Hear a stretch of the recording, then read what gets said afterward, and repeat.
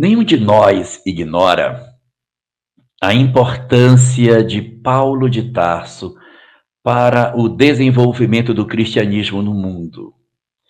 Se nós temos uma percepção do cristianismo divulgado sobre a região mais ocidental do que o Oriente Médio, alguém que tenha se deslocado no sentido de trazer a mensagem cristã para a região da Europa, principalmente, nós devemos isso a uma pessoa, não a duas.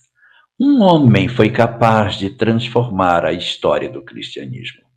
Um homem que era um homem como nós, com as nossas mesmas dificuldades, com as nossas mesmas limitações humanas, com os mesmos dramas que muitos de nós atravessamos, mas que, em função de um propósito, de um desejo aceso dentro de sua alma, de realizar uma tarefa incansável de divulgação da mensagem cristã, Paulo de Tarso transformou-se no maior divulgador que o cristianismo possuiu até os dias de hoje. Conhecido como o bandeirante do evangelho, tomou a mensagem cristã e espalhou sobre a face do planeta. Quando nós observamos suas vitórias, suas conquistas espirituais, a capacidade que ele conseguiu encontrar em termos de divulgação e de crescimento espiritual, nós temos uma tendência de achar que Paulo tinha algumas condições diferentes das nossas. Mas não é assim que a gente vai perceber quando nós nos debruçamos sobre a história do cristianismo nascente.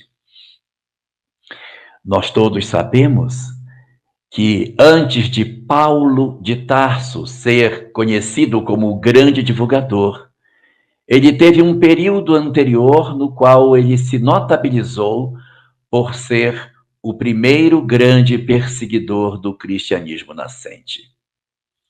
A obra Paulo e Estevão, psicografada por Francisco Cândido Xavier e de autoria de Emmanuel, nos traz os bastidores do livro Atos dos Apóstolos, narrando passagens que o livro não registrou, o livro de Atos, mas que são fundamentais para um entendimento mais objetivo daquilo que teria acontecido com Saulo de Tarso, até que ele, convertendo-se em cristão, abandonasse esse nome para começar a ser conhecido como Paulo, o apóstolo dos gentios.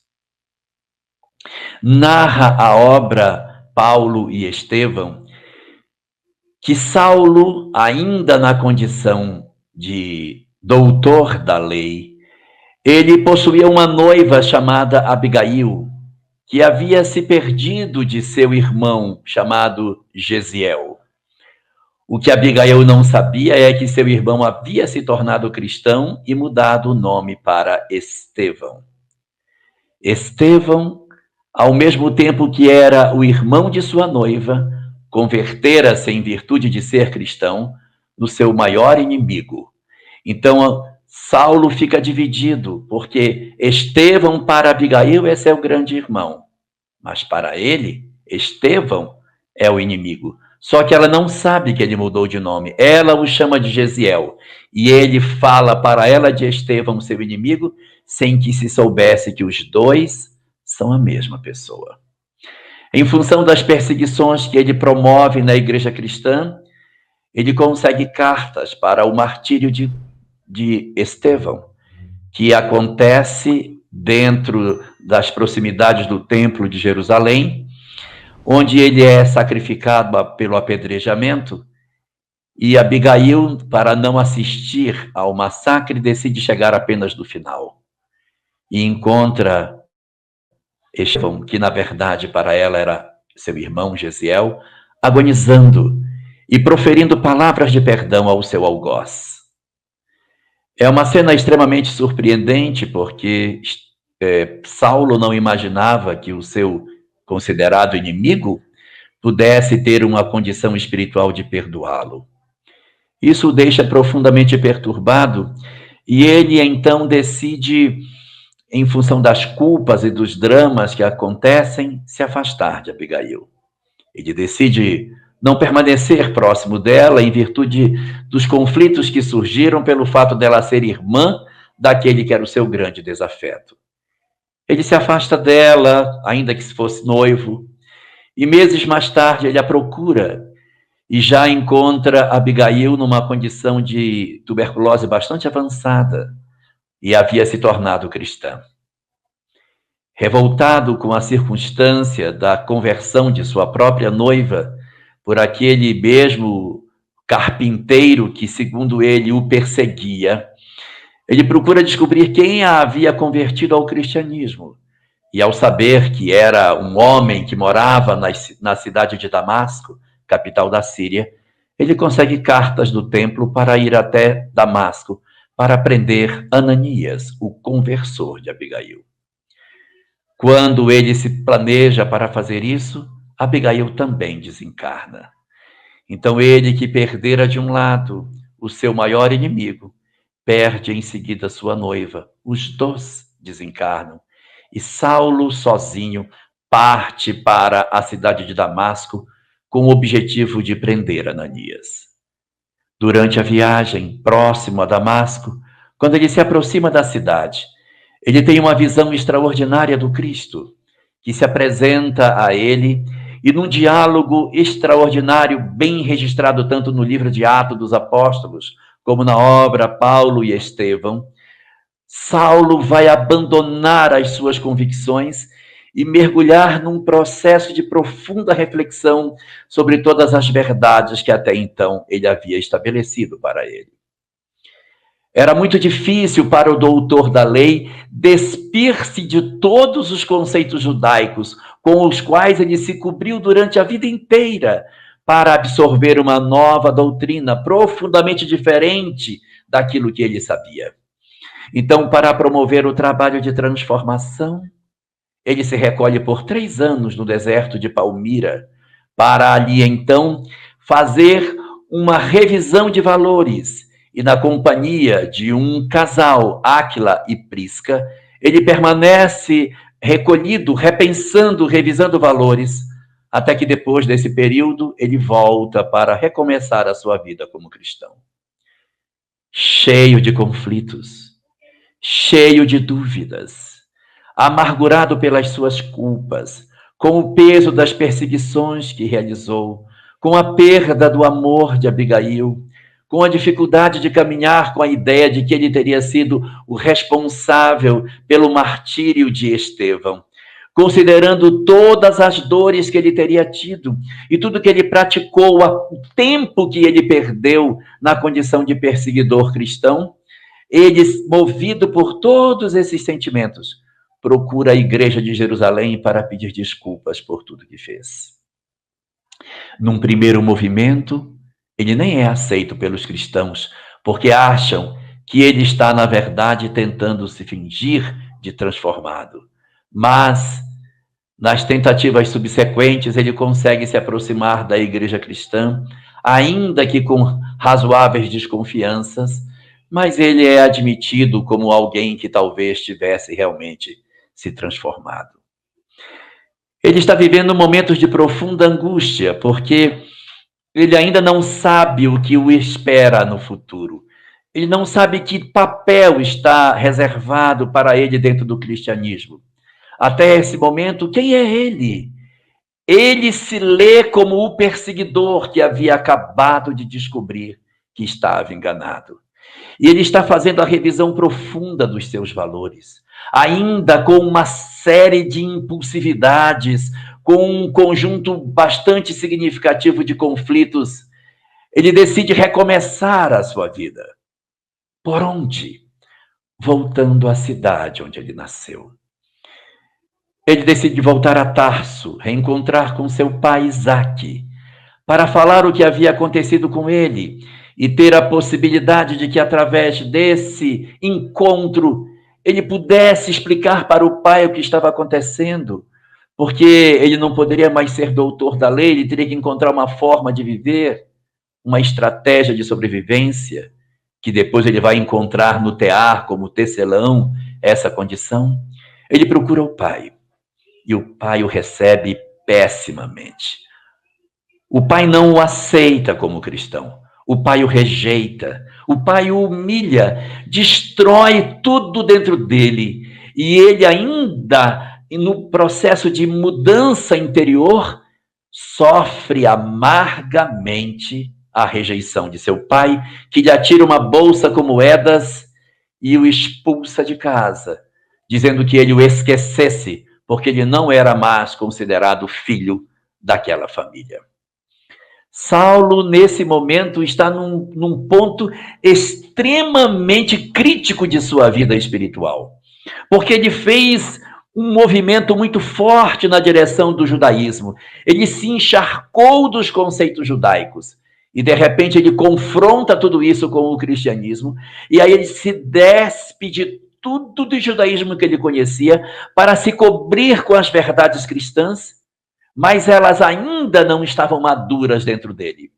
E ao encontrar essa experiência, Saulo experimenta uma dor muito profunda, como ele nunca ainda havia experimentado, de desalento, de desencanto, de dores, porque, na verdade, ele ainda não conseguia agasalhar dentro de si de maneira serena as verdades do cristianismo que ele acabara de se converter.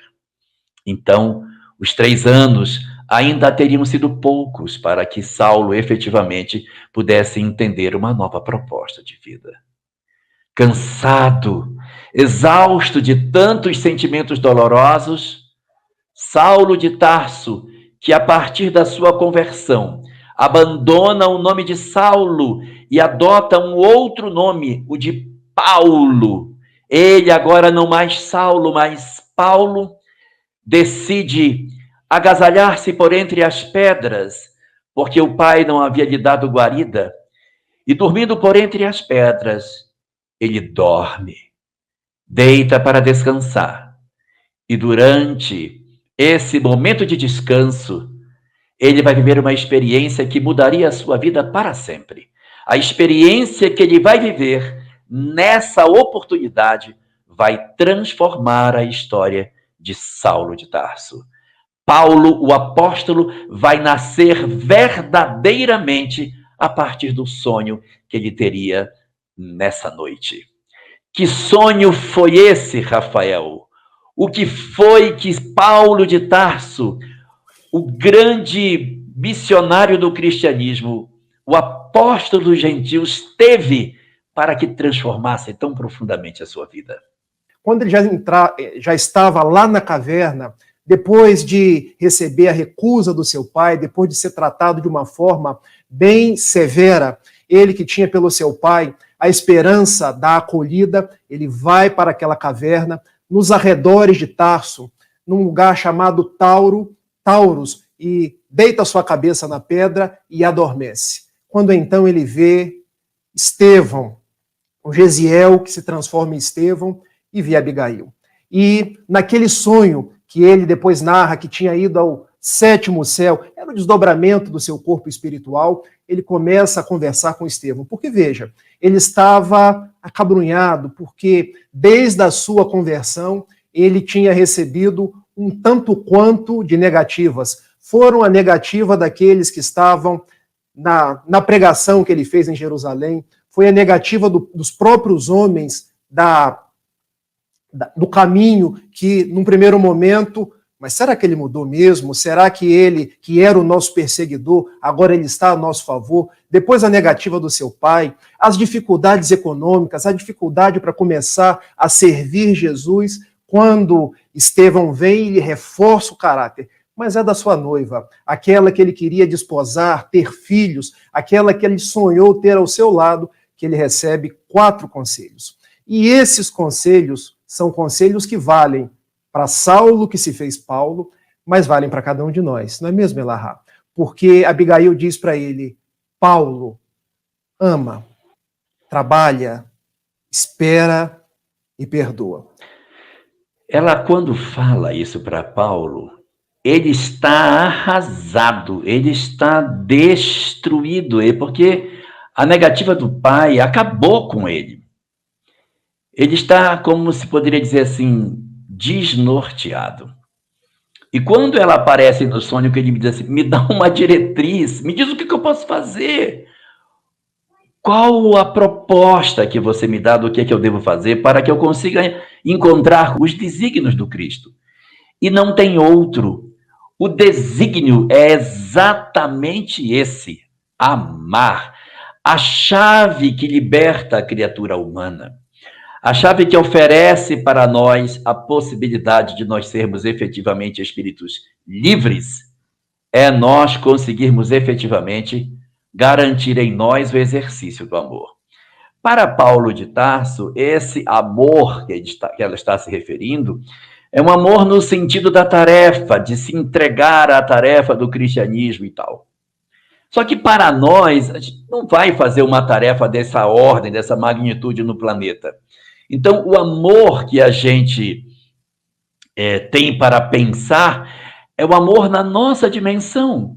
Tudo bem, nós não seremos apóstolos da humanidade, mas para nós que nesse momento estamos em frangalhos diante das nossas vidas, que estamos indagando, meu Deus, o que eu vou fazer da minha vida? Me dá uma diretriz. Eu olho para minha família, está uma bagaceira. Ninguém mais está se entendendo, eu não tenho mais paciência com ninguém. Eu estou perdendo as pessoas, eu estou me perdendo, eu estou me acabando, e eu estou sentindo que a minha família está escapando por entre meus dedos. E aí eu digo, meu Deus, me dá uma diretriz. E a diretriz que vem é essa. Para o nosso mundo particular, ama. Faça um exercício de amar. No sentido da gente procurar estar mais perto das pessoas que a vida nos concedeu na condição de parentes. Não faz muito sentido que nós tenhamos que conviver com pessoas que a gente não precise desenvolver o amor. Não é lógico isso. Porque se a família foi constituída, esses são aqueles que a gente deveria ter o primeiro exercício, que é o exercício de você desenvolver o amor por elas. Então, a gente está em família para quê? Para que a gente procure, tanto quanto seja possível, exercer o amor. O problema é que a gente se esforça pouco, a gente faz pouquinho. A gente tem muito dentro, mas entrega pouco. A gente sabe muito, é capaz de amar muito, mas não sei por que a gente ama pouco. A gente exercita pouco o amor demais que a gente possui. Então, o primeiro convite que serve para Paulo, serve para o nosso mundo mais restrito, é para o nosso ambiente familiar. O que eu faço com meu pai, que eu não tenho paciência? O que eu faço com minha mãe, com minha irmã, com meu filho, com minha esposa, até com minha sogra? O que eu faço com essas pessoas que eu tenho dificuldade de relacionamento? Experimente o amor. Experimente o amor, porque o objetivo não é que, na verdade, você vai salvar o outro, mas nós precisamos nos salvar da nossa indiferença, da nossa agressividade, da nossa violência, da nossa incapacidade de sentirmos o outro em plenitude perto de nós. Então, o grande chamamento nesse momento para Paulo é: ama de maneira intensa a tarefa que você tem para fazer. E para nós, olha para a tua casa e faz um esforço para tentar vencer a mágoa, o desamor, a dificuldade. Te aproxima das pessoas. Faz um exercício um pouco mais, vai além do dever. O dever vai até aqui, vai um pouquinho mais, entrega mais, quebra o gelo das coisas, porque as pessoas, todas têm vontade de ser felizes. Não faz sentido que a gente esteja numa família e nós, com o conhecimento espírita, não entreguemos aos outros tudo aquilo que a gente sabe. Porque quando ela diz que a chave para que a gente acesse essa felicidade é o amor, a gente assim, mas eu não tenho condição de amar, eu tenho uma dificuldade muito grande com meu pai, eu não consigo nem tocar meu pai, eu não consigo nem chegar perto dele, a voz dele me irrita, eu não consigo me aproximar. Quando nós não conseguimos fazer esse movimento, como que eu vou amar? Se a solução é amar, então eu estou perdido, porque eu não tenho como fazer isso, eu não tenho grandeza para amar pessoas difíceis que estão comigo.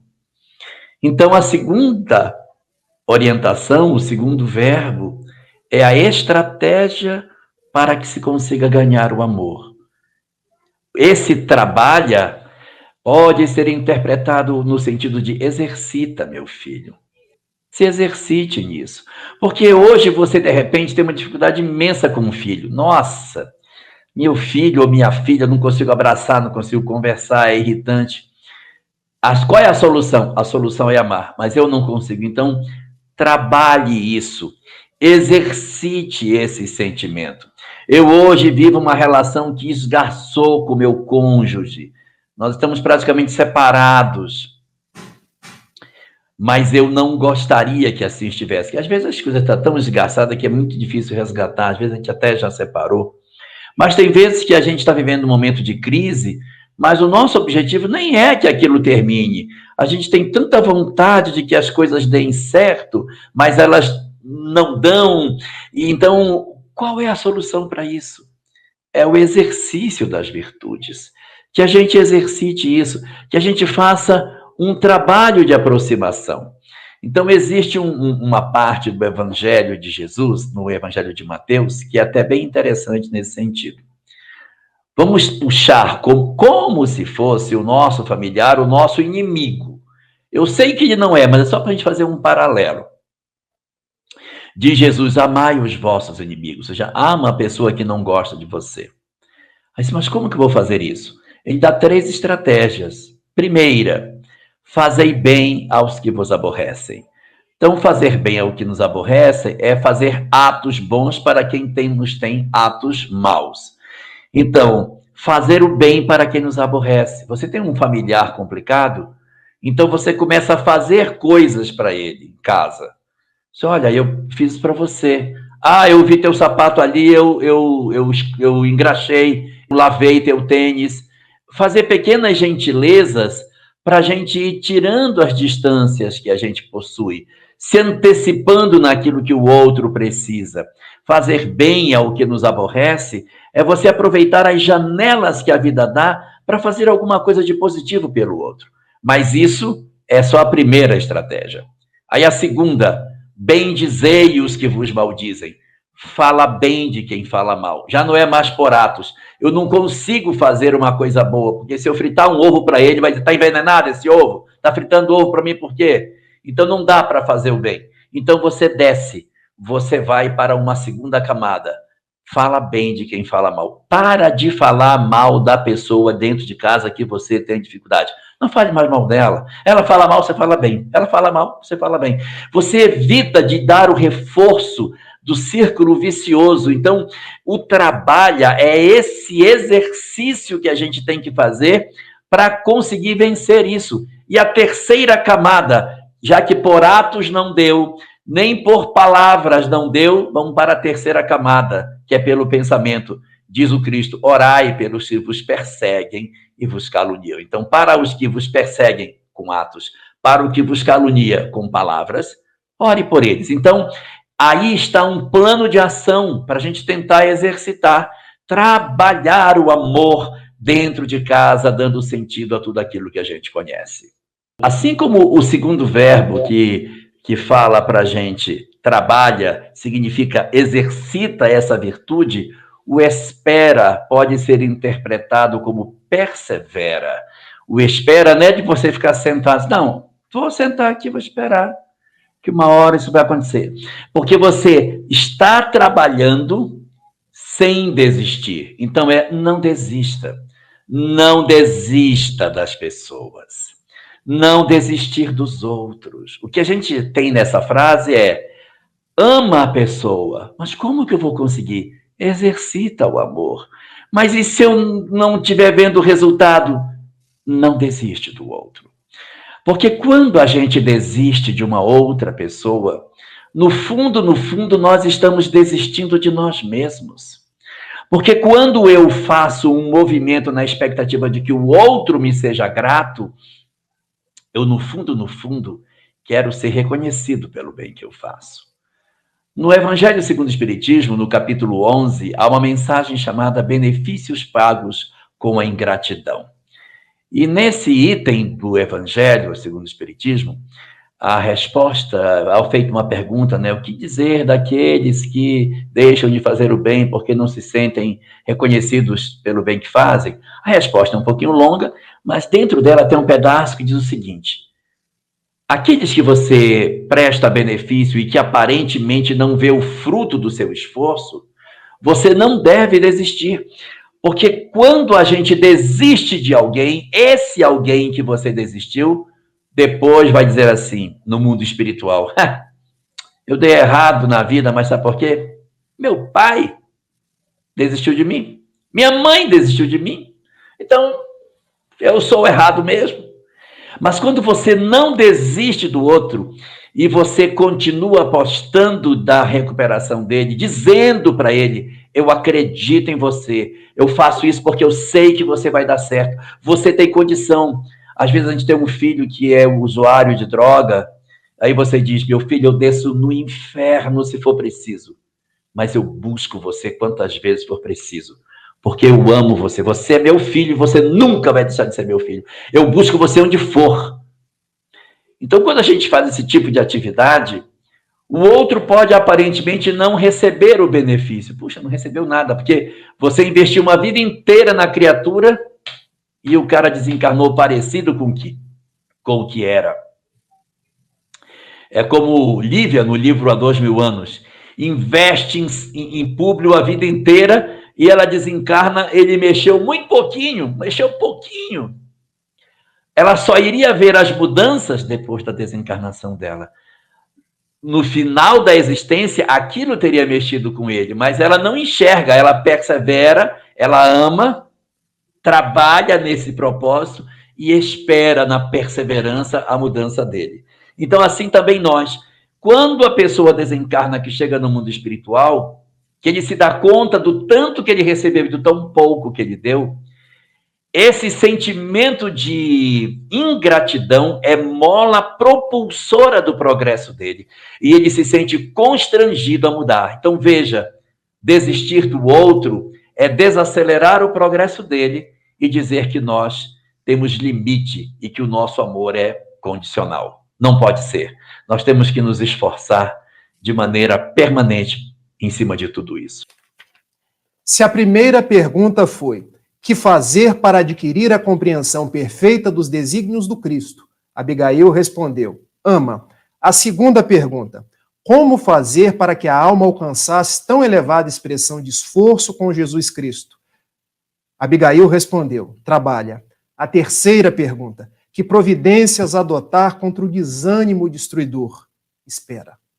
Até que chega na última pergunta: como conciliar as grandiosas lições do Evangelho com a indiferença dos homens? Perdoa. Olha o que Abigail está trazendo para cada um de nós. Nós que recebemos a indiferença das pessoas, mas, sobretudo, nós que somos indiferentes com as pessoas. Eu acho muito interessante essa ressignificação do perdão na linguagem espírita.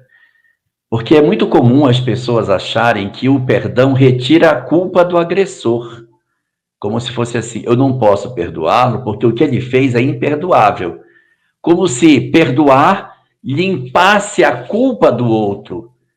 Perdoar não tira a culpa da pessoa porque o mal está dentro de nós. Perdoar, na verdade, promove o processo de desconexão da vítima com seu algoz.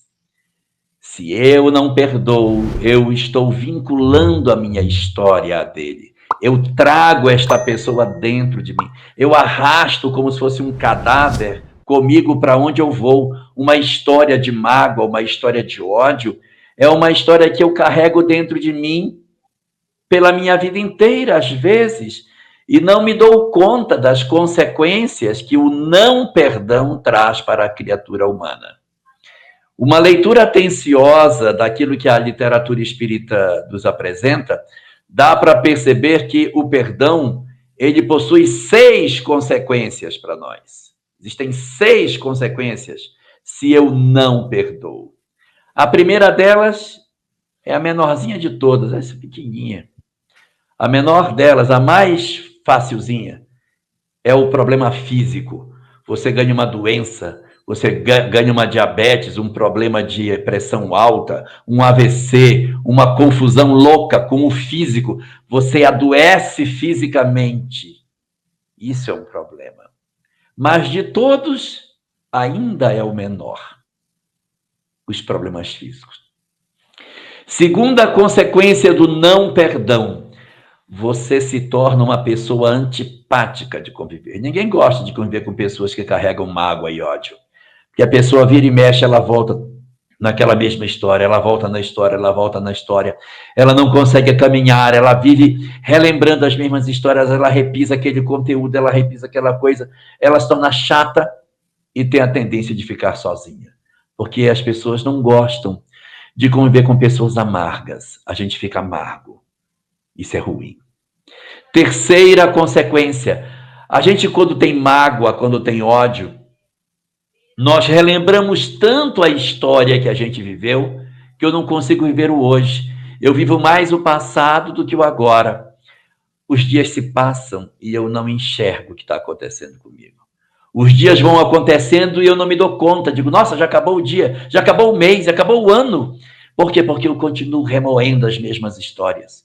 Meus filhos crescem, vêm os netos, e eu ainda estou vendo as histórias do passado, e eu não consegui estar presente de corpo e alma no casamento de um filho, porque na hora que o filho estava casando, eu estava lembrando da minha história com o meu ex-marido, então eu acabo não vivendo as histórias, porque eu não vivo o presente, eu não saboreio a vida perde o sabor.